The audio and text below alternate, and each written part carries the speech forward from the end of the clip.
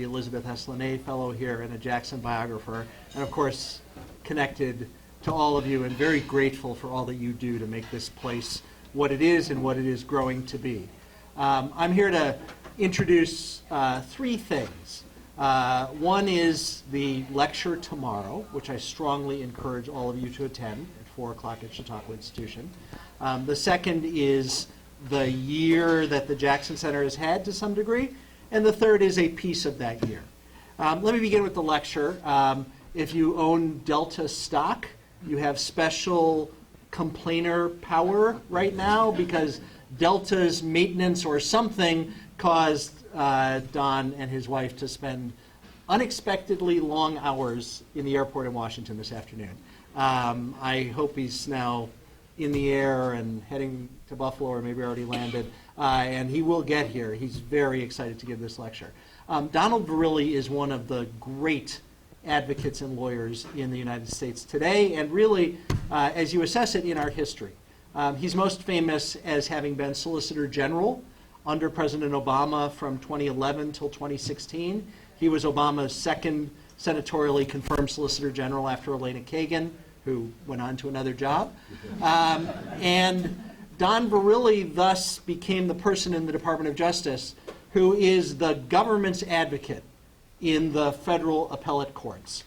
All trial courts have federal lawyers with authority to litigate, U.S. attorneys' offices, agency counsels, and so forth. But the moment the United States loses in a trial court, approval to appeal that defeat is a centralized control process in the Department of Justice in the Office of the Solicitor General. So before we get to the Supreme Court arguments, which are the famous part, think of the inbox and every U.S. Attorney's Office having lost some motion that's now appealable, or every agency or whatever, appeal or not, and the sort of legal interest of the United States is the SG's call. In addition, and this is a small law firm, it's 20-some lawyers, mostly career, a few political.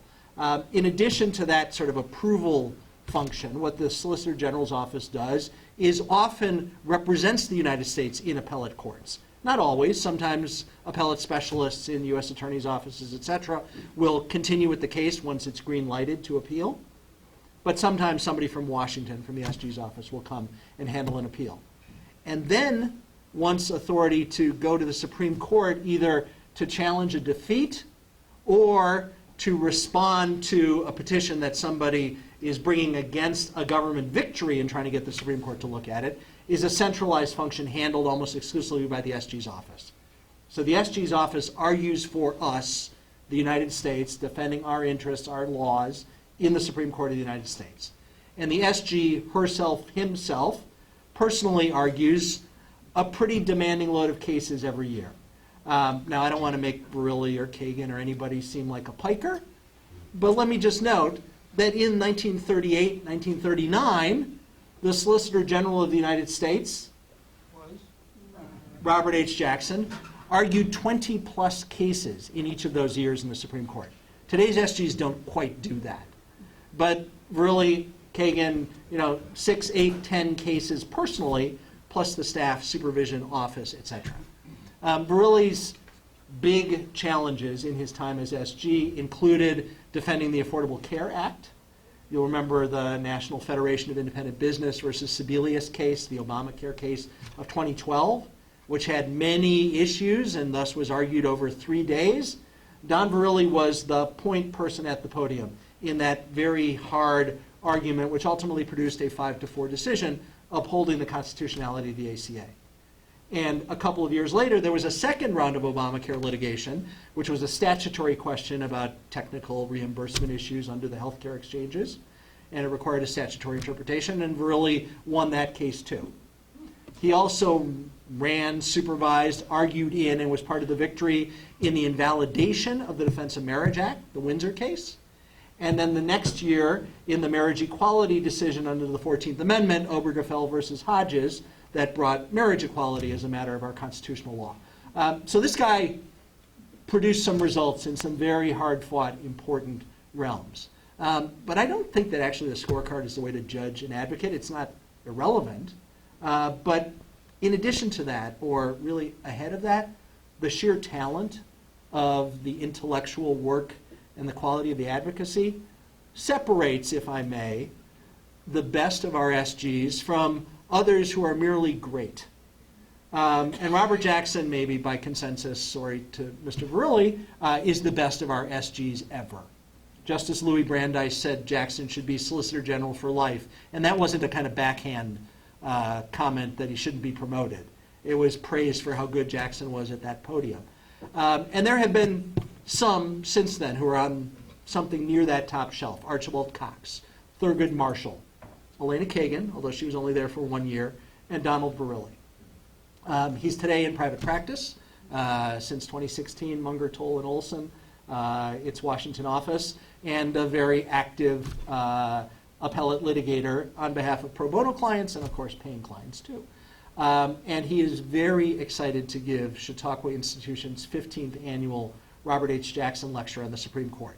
This is Chautauqua's show and Chautauqua's lecture, but a partnership that we've had for the 15 years, and really a nod by Chautauqua to Chautauquan Robert Jackson. And it falls in this moment when the Supreme Court has just finished its work and gone on its summer recess. This summer, because July 1st was a great day for Chautauqua and Donald Verrilli, is literally 4 days since the court rose to begin its summer recess. And of course, there was a census decision, and there was a political gerrymandering decision, and other things that were dramatic recent developments, and other things that are teed up for the Supreme Court year ahead, like the DACA matter. And so Don Verrilli is going to give a brilliant lecture tomorrow afternoon at 4 o'clock, and I really encourage you to come and hear him and meet him and be part of that tradition, which we thank Chautauqua Institution for. So that's part one, the commercial for the lecture, and the criticism of Delta for its maintenance. The second thing I want to do just briefly, I think Greg will continue this a little bit, is talk about the year in review. And I want to give you a couple of highlights of what the Robert Jackson Center, which is you investors, you visionaries, you supporters, and you growth agents have made possible. And I'm not going to focus on things that have happened here. Some is visually depicted, and you'll hear more about some of those things later. I want to just give you a couple of glimpses of external data points, radiations of what this product is, what this project is, what this teaching opportunity is, what its impact is.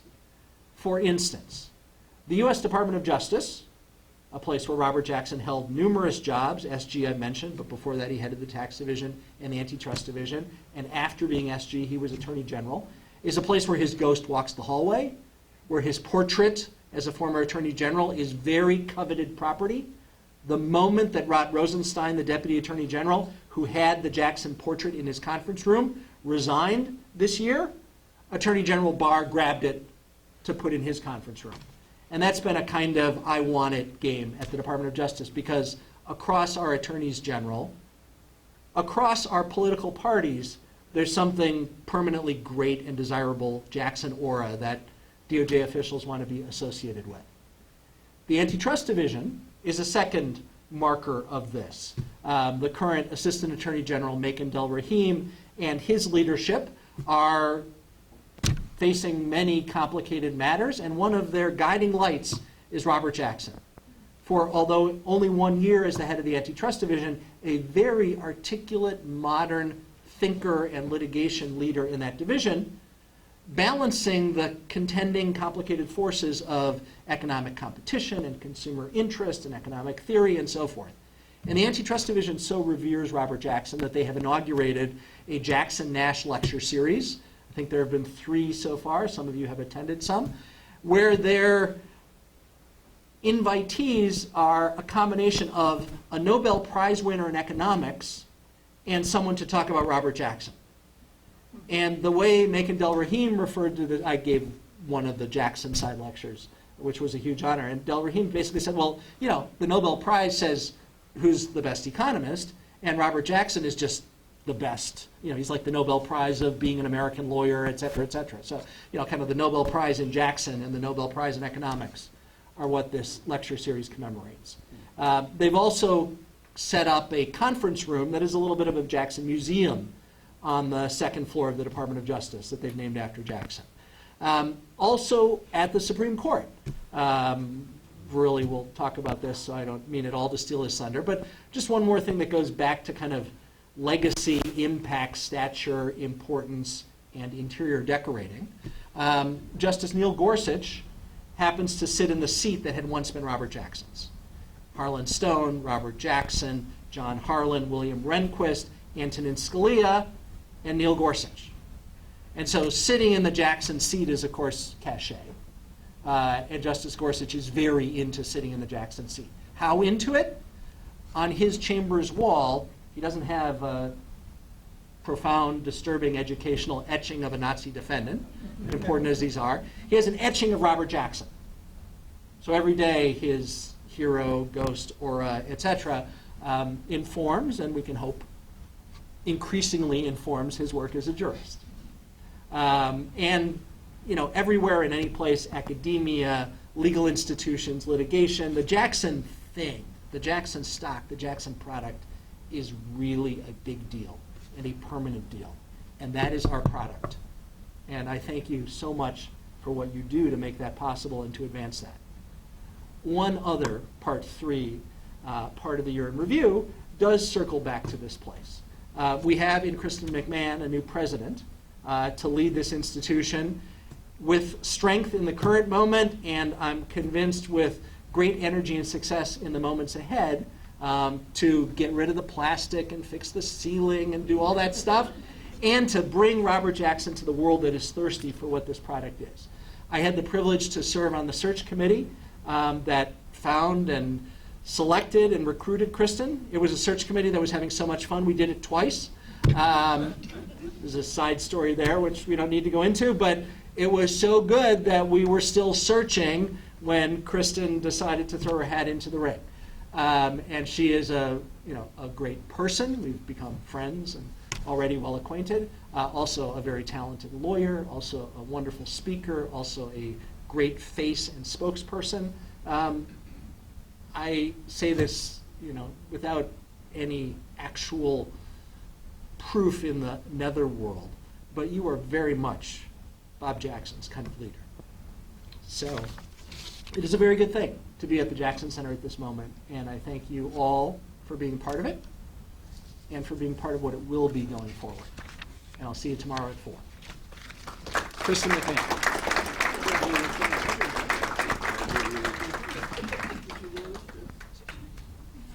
Thank you, John. So I introduced myself briefly earlier today, and I thank you, as John said, all for being with us this evening. I am enjoying getting to know you. I am enjoying hearing your stories, and I look forward to continuing that acquaintance as we go forward. One thing I should mention before I forget, the mugs at the center of the table are our thank you gift to you all. There's a lovely quote on the back of that from Bob Jackson about how your job does not really explain who you are, it's what you do in your leisure time. And we're so very grateful that you have chosen to spend part of your leisure time with us. We are living in a time where the lessons of history have lost their impact and their immediacy. And the repercussions from our failure to absorb those lessons and heed those voices are becoming more and more apparent. As according to several statistics from the American History Association and the National Center for Education Statistics, I did not know that existed until recently, the number of history majors in U.S. colleges has dropped by 30% over the last 10 years. And we at the Jackson Center have long heard the call about bridging that gap, and that's part of what we are doing through our educational programs. Our other offerings and our exhibits as well. And your ongoing leadership really is the driving force behind what enables us in order to keep our offerings innovative, so that we are appealing not only to the novice's intrigue, but also to enrich the scholar. When you came to dinner tonight, you passed through our construction, and you're seeing the beginnings of the wonderful work that we hope to complete here, funded by the DRI grant. I know it doesn't look like much at the moment, but that space will enhance our visitor experience and expand our footprint as an educational resource.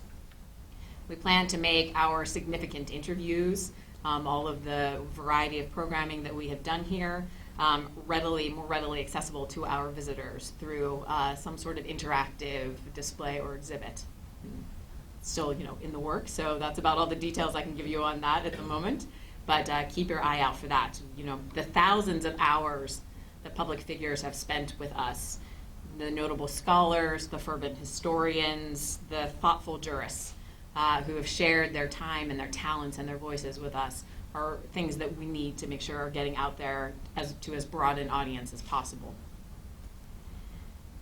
It helps deepen the visitors' engagement with all of the Jacksonian principles: civil liberty, social justice, humanitarian justice, and the rule of law. But as I said, the main point of this dinner is to say thank you to all of you. You impact literally everything that we do here, and we could not do it without you. For example, your generous support has enabled us to fund and expand our internship program. And I would like to take the time now to introduce you to some of the summer interns that we have with us. Taylor Black from Allegheny College. Elizabeth Hall from UB Law. Andrew Kamala from University of Buffalo. Benjamin Russo from SUNY Fredonia. Jacob Wamsley from Allegheny. And Jared Yagi from Texas A&M. And we do have a few other interns who could not be with us this evening. We have a bounty of interns this year. So I just want to mention their names as well. So Victoria Lai, who's at Case Western Reserve, Brian Hill, who is a recent graduate of Allegheny, and Ashley Gray from my alma mater, St. Bonaventure. Your support has helped us to revive our Jackson Center Teachers Fellow program, and we're very excited about this. We've hired an educational advisor who is very passionate and quite committed to the success of this program. The Teacher Fellows will be with us starting August 12th. We are inviting them to also join us on August 11th, and here's my other plug for the evening, Bob Woodward. On Sunday, August 11th. The tickets are available through the Reg Lene box office. If you have not purchased your tickets, they are moving very quickly, so please keep that in mind. And we do hope to see you all there. Thank you, thank, and you are two of the simplest words in the English language, but they envelop such a deep sentiment. They express everything from understanding to humility, to gratitude and acknowledgement. We appreciate your attendance, not only tonight and the time that you're spending with us, but all of the time that you spend with us. And we appreciate your guidance and your continued support of the Robert H. Jackson Center. Thank you.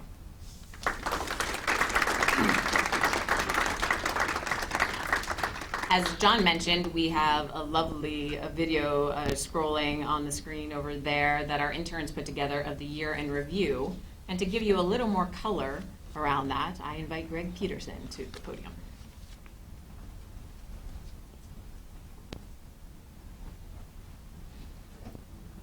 Thank you, Kristen. And I think it's also behooves us to pause and reflect on those who really make this happen. Kristen McMahon, who's been here for a few weeks, but also Nicole Gustafson, Sherry Shutter, Marion Beckerink, and anybody else I may have missed. But anyway, let's give the... All right, Bert? Oh, yeah, of course. Look at my hand.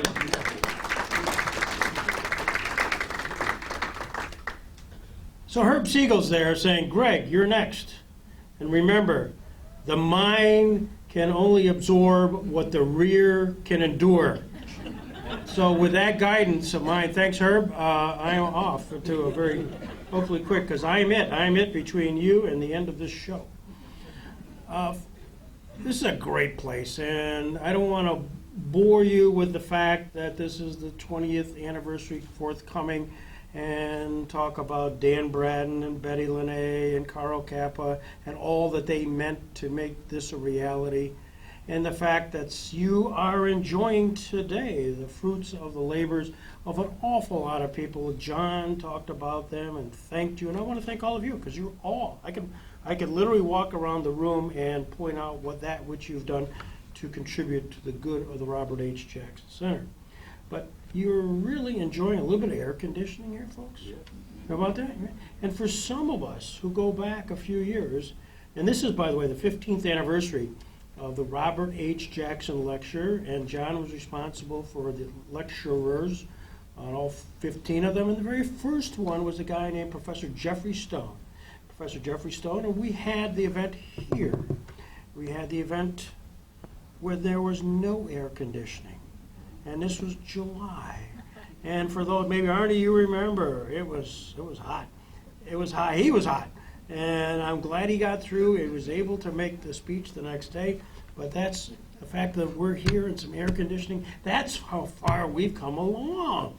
And I think those, and Riley Kidder was going to be here. I was going to make a point of the fact that he sort of make that a reality.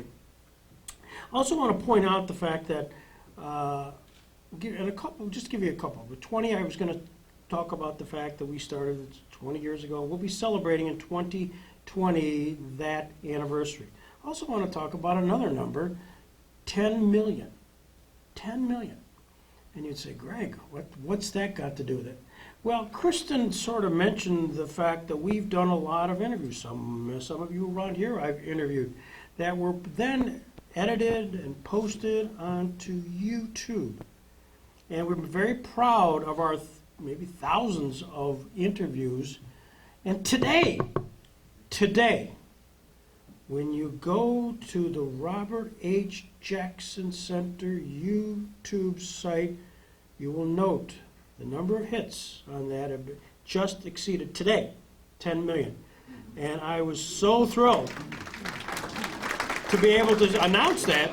So thrilled, because I said, wouldn't that be a great piece of serendipity if, in fact, that was fact? Now, I was going to say it anyways, and I was assuming that nobody of you would actually fact check that. But in fact, you'll now look for those that might want to do that. John Barrett's already doing it right now, and it's 10,003,000. That's in case you're curious, because I just looked. Another number which we kind of lose track of is 15 million. 15 million. The Robert H. Jackson Center newsletter will have opportunities for us to thank you, to recap those items which have occurred through the past 6 months. And if you get the one for the last 6 months, you'll do the whole year of what happened here, and it's a lot. And we also have an opportunity, those newsletters, as most not-for-profits have, a chance to contribute, to participate, to financially be involved, because that's what makes it happen in so many forms or fashion. And sometimes you get that and you pause and you say, well, what has occurred over this last 20 years? And I did a little calculus here, and we've raised over $15 million for the benefit of the Robert Jackson Center, for the benefit of the legacy of Justice Robert H. Jackson. And you think about that, sometimes we lose track of that as a number. So if nothing else today, you might walk away with the fact of three numbers: 20, 15 million, and 10 million, as just numbers which sort of indicate in some form or fashion the legacy of the Robert H. Jackson Center. This past year, it's fun to reflect, and our programming this past year has quantitatively and qualitatively exceeded our wildest expectations. During the calendar year, when the last time we gathered, we've had a chance to pause and reflect on the 75th anniversary of the Barnett case. We actually had one of the petitioners, Barnett, here. It was covered by C-SPAN. We had, for the very first time ever, the Appellate Division, 4th Department. Herb, you won so many cases, you probably never got to the Appellate Division. Arthur, you probably, probably, but anyways, they came here and heard oral arguments for the first time in the history of the Appellate Division outside of a courtroom or an academic institution. They were here. That was cool. And the bench, you got to go up and see it. It's worth walking upstairs to see it. Was provided through Arthur Bailey. And Art Bailey made that a reality, and it was hugely accepted by the court. That was cool. The day after that, we had most of the Western District federal judges come down here to spend a day with us. So we had the appellate division, we had the federal court system come here, and we also had a chance, and you saw the Seagulls, they were all well covered in the movies there, dealing with, we had the anniversary of the Attica. We had a Pulitzer Prize winner, Heather Ann Thompson. And it's a funny anecdote. I love these things. You know, they come, it's history. You touch them, they're here. They're bada bing. And all of a sudden, we're talking to Lee Coppola. Lee Coppola, who was, you may know, Western New York, kind of the journalist extraordinaire. And Lee's talking about covering the Attica. And I just flippantly look out, because I'm doing the interview, and I said, anybody got a story about Attica? Herb Siegel. I got a story. You know, as shy as these lawyers are, steps right up, takes over the whole place, says, I got a story. Well, all right, Herb, what's your story? He goes, I was a chauffeur for William Kunstler. So think of Bill Kunstler and think of Herb Siegel. You know, Kunstler would have been nothing but for Siegel. He would, if it weren't for you, he would have never gotten to Attica to create this activity. He left in an hour. So this is the kind of fun stuff we had. And thereafter, we also, this year, we had the Honorable Max Baer from the Pennsylvania Supreme Court come and talk about Jackson at our annual Warren birthday celebration, and Peggy and Judge Morgan are always part of that part. We had the 75th anniversary of the Korematsu case. These are Jackson's signature cases. Barnett, West Virginia versus Barnett, Korematsu, and in the Korematsu case, we had the Second Circuit Court of Appeals Judge Denny Chin wrote a play on a fight for justice, the Fred Korematsu story. Karen Korematsu here with the daughter. And that was covered and will soon be seen in the Pennsylvania cable system, and they in turn have shared it with C-SPAN. The next day after that, we had the executive director of the Truman Library, Kurt Graham. We'd been there at Kansas City. Next thing you know, he's here at our invitation. He went to Buffalo, came down here, talked about Truman, Jackson, and I think we're going to end up doing programming on the 2020 commemoration, which is the 75th anniversary of the Nuremberg trial. And since Truman had appointed Jackson, I think it's going to be a reality. The date that occurred, we'll be having an event in Kansas City. We had Alida Black, who was the foremost author on Eleanor Roosevelt here. And then we had, I don't know if it was Jackson connected or not, but it was damned interesting. We had a continuing education program on the Buffalo Mob, the fall of the Buffalo Mob. And we had folks dealing with Judge Martocci, Lee Coppola, the U.S. Attorney's Office dealing with the Magadinos. There's a Jackson connection, all that, but boy, the place was packed. Just fun stuff. Point is, and I'll draw a closure to this, is none of this happens but for all of you. But for the fact that you've taken a flyer, as did Carl Kappa, as did Betty Linnae, as did Dan Braden, as one of our early supporters, Arnie Bello, just said, I think there's something there. And they've continued to support that in so many ways and forms that now we have a facility. It's a 19,000 square foot facility that the state has given us $1.5 million to enhance because we're bloated. We have too much stuff, wonderful, and we have opportunities extraordinary. We didn't know what we were going to do with 500 square feet when we started this in 2001. But here we are. And all of you in many ways have supported that, and I really, like John, I joined John in feeling very good about not only where we are as a structure, where we are as an organization, the fact we can reflect back that we've earned $15 million, and may the next $15 million flow with it. But to have Kristen McMahon at the helm is a really strong statement and a strong step. That not only did we offer her that, but more importantly, she accepted. And that's the exciting part of it. And that has a relationship built in already with Chautauqua Institution. Many of you are connected with the institution, and she has a close relationship with our current president, Chautauqua, Michael Hill. And it also bodes well with the relationships that we've had with the Supreme Court Historical Society, with various academic institutions, including University of Buffalo Law School, Case Western Law School, a whole boatload of law schools, which over the past 20 years we have been working with and programmatically, but I also see very much they want to collaborate even in a much more in-depth method. So I want to stop now because I see Herb doing one of these, cut it off. The mind has absorbed, and we're about ready to conclude. And I just want to say, as Kristen did, thank you very much. And enjoy to see you tomorrow.